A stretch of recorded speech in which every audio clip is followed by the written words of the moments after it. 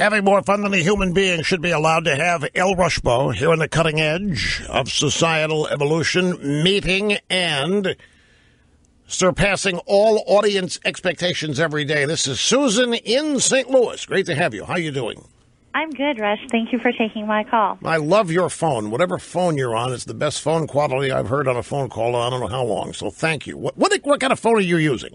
Well, I'll tell you what kind of phone I'm using. I'm using my work phone because I'm at work today. Ah, so you're using a landline. I am. Yeah. From my business. Are you wearing red today, Susan? No, I am not. I think this National Women's Day is the absolute stupidest and most ridiculous thing I have ever heard of. These women, I don't know what they are marching for. I don't care what they're marching for. I'm glad I have a job. I'm glad I have the respect from my employer. I'm glad that my employer can count on me to be at work to do the job that I'm being paid for. They are not moving us forward or doing anything for women. They're setting women back. They're telling their employers in this country that they're not worthy of a job. They want to go back and be barefoot and pregnant. Go ahead. I hope they all get fired. Right. Well, let me tell you what I think is really going on. I'm going to do this because you said you didn't know why they were doing what they're doing. I've got a theory, and it encompasses much. It will explain, if I'm right, much of why liberals do what they do in this current modern era. But to understand it, and I had a piece I quoted the other day by Shelby Steele that helped me focus this belief. The modern era of liberalism, the one we're living in, really has as its focus or foundation that America is unjust, immoral, and corrupt, and from the days of our founding. Now, we've always had the blame America crowd. We've always had the hate America crowd.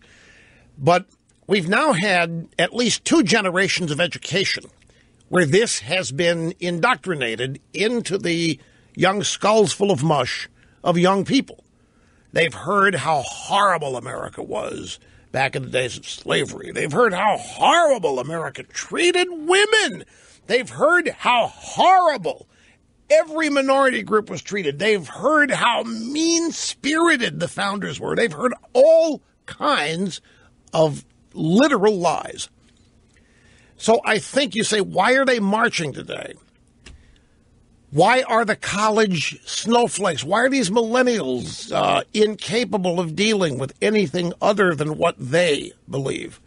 I think part of what's going on is these women that get together and march today are actually self-medicating.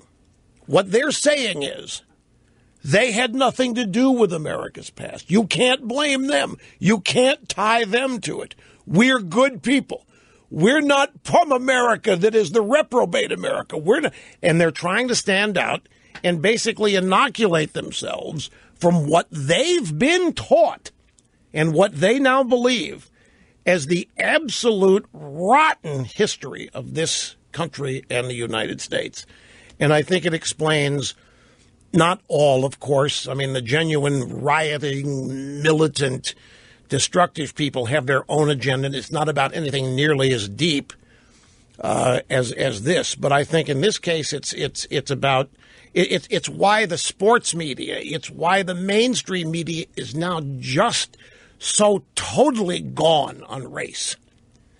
We are watching people who've been educated in the public school system and in colleges for the last 25 or 30 years become adults. They're getting jobs as TV commentators and journalists and writers and editors and producers in the media. And we're simply seeing the product of what they've been taught.